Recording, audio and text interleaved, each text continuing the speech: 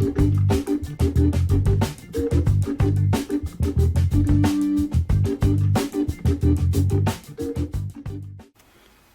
ManCavians, this is Bob from the Bob's N-Scale Man Cave, and today this would be kind of considered part 5 of how to build a floating shelf railroad, but it's not going to be. It's just going to be a Helix update. It's part of the railroad, part of the Man Railroad, and as you probably have seen, I've got a Helix up. It's almost completed. I need to add 3 more revolutions, 3.5 roughly revolutions around, and so today we're going to start looking at how I'm putting the track onto my Helix sections that I made. So let's take a look at what I'm doing so far. Okay, I've already pre-made some sections for my Helix. I cut them into some half circles and quarter circles so I could fit them onto the Helix better. Those parts are just waiting to be marked, and I set up a horse and little table here that I could mark off my center line on my sections. Now these are a 4-foot radius, not 4-foot diameter on the outside of these boards. So the center is going to be 2 inches in, so I'm going to have a 22-inch radius that I have to add on to, which is currently already on the Helix. What I did was I went, starting from where I'm at right now, and I marked off how many loops this was. So this is a loop 12 piece A, and then on the other side I have a couple brackets that'll join the next piece over, which is 13A and 12A, so I know where my pieces are going to line up when I put them back together. I marked a center line where I should end up at 22 inches, and also marked where my piece should mark or butt up against when I start drawing my lines. And I did that on both sides, and then I marked right down the middle, right at 22 inches. And I have this radius line drawing tool that I purchased somewhere. I can't remember exactly. You probably get it at Model Train stuff and various places. Some track guides and so forth. But I'm going to use this standard location for all my other sections, and all I got to do is stick a pen in there and draw it around. Just take my pin in there, kind of pounded it down into the board a little bit so it's stuck in there. Take my handy dandy scaletrains.com pen, line it up to the line that I have matching up where the other track is at, and I'll just draw a center line.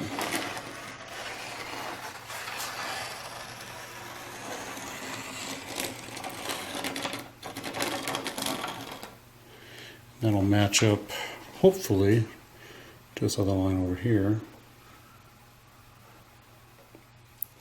to a certain degree anyway. At least it'll be close and I know roughly where I need to go. Right up in there. There. So that's drawn. Now I gotta do the rest of them. Okay, as we go up inside this Helix to the top layer, I have put the track on all the layers. These 3 layers I started from over here and added 3 more layers up.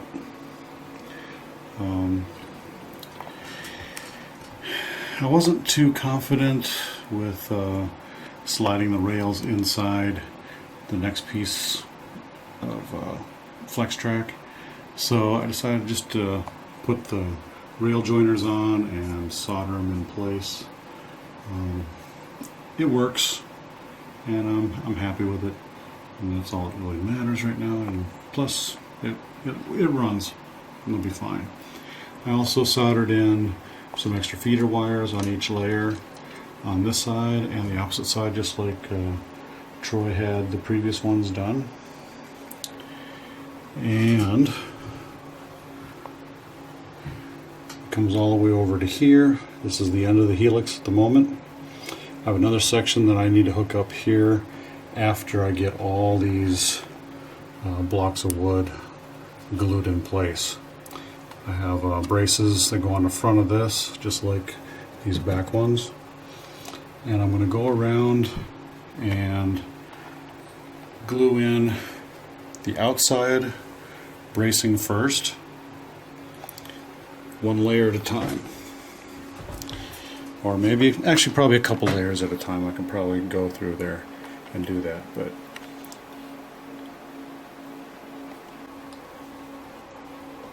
okay, we're going to show you how I put some of these blocks in. You know, it's fun just watching glue dry. So I'm going to do 2 of these levels at a time. And I've got the blocks. And I get my Gorilla Glue, and right on the top I'm just going to put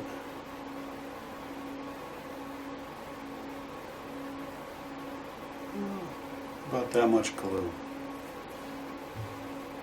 Okay, and then this is at the top of it, so I'm going to basically just lift it up, let it run down a little bit, and slide it right in the space. Lift up on the levels there, line it up, squeeze it in place, wiggle it around a little bit to spread some of the glue, and then take a clamp, clamp it into place. I'm going to push it down so that's all the way down. There it is. And I'm going to take and glue another one.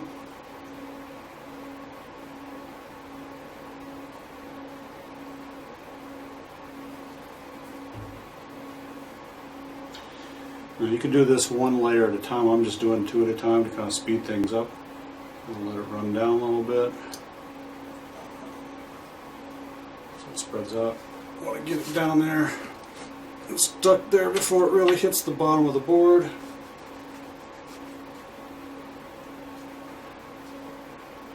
Get it lined up where you want it.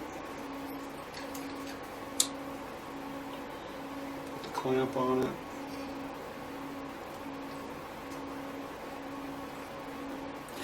Now some stuff is probably going to squeeze out the sides. You can wipe it off if you want. Well, I'm going to start my timer and give it about 15 minutes of drying time.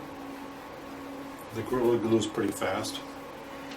So is the Tight Bond 2. That stuff is fast drying glue. I'm going to take a bigger clamp and I'm going to squeeze it down. Well, I was going to squeeze it down.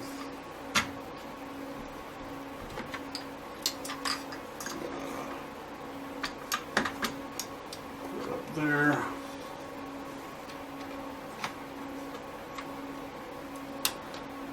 And kind of squeeze the layers together so it pushes down on the blocks so they're gluing right where they need to be glued. So give it about 15 minutes and it should be done and ready to move on to the next one. Okay, it's been actually about 25 minutes since I had these clamped down. A little longer than I probably normally would do, about 15 minutes or so, but the longer the better, I guess. I'm going to take these off now.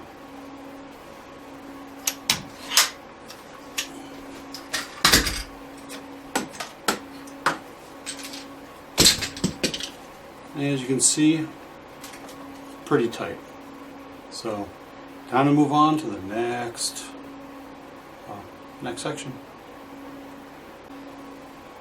Okay, I got 2 layers done, and I'm going to start working on the harder ones to get at. So I'm going to do one section at a time. I'm going to work on the outsides first, because they're up against the wall, a little bit hard to get at.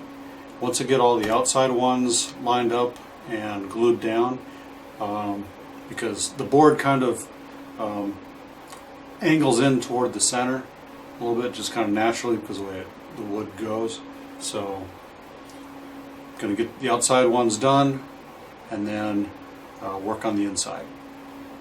And I'm going to try and do it one post at a time and get it, just kind of go around in a circle like that. I'm going to speed this thing up, you know.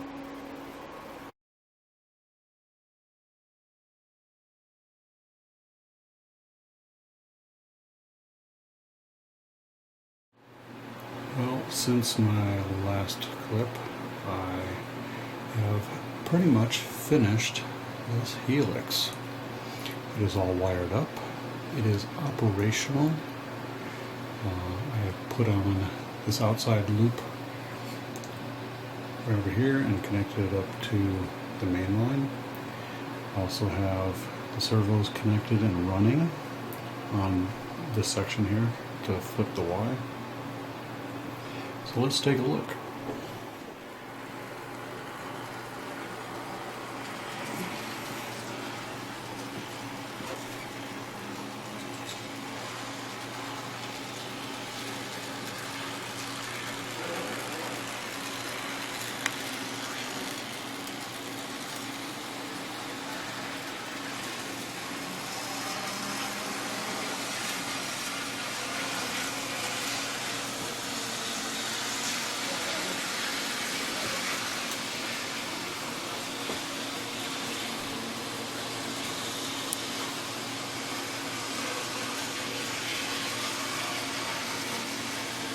I do have it going faster than scale speed, but I don't want to make this an extremely long video.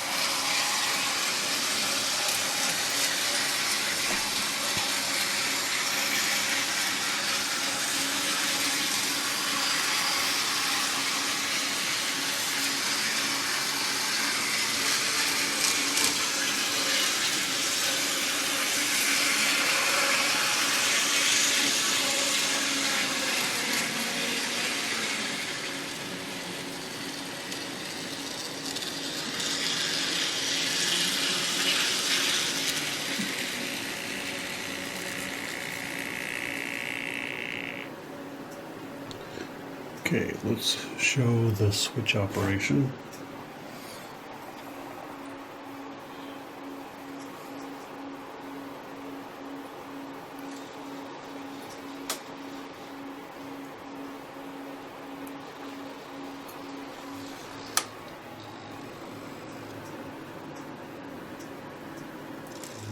this switched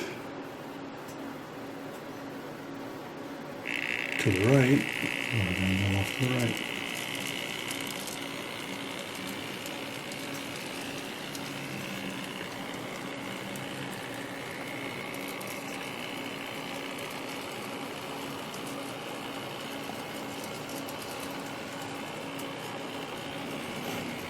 Clears the switch. Switch it back.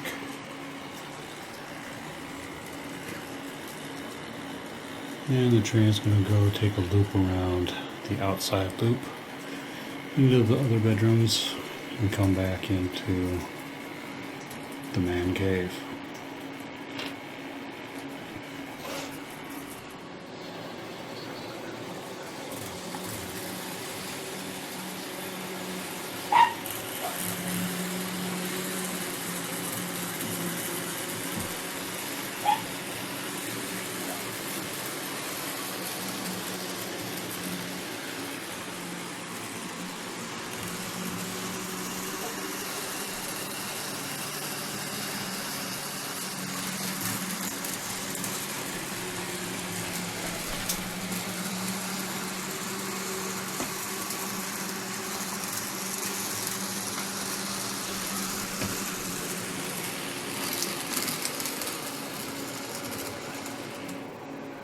Well, hey ManCavians, this has been my Helix update, and I hope you enjoyed it.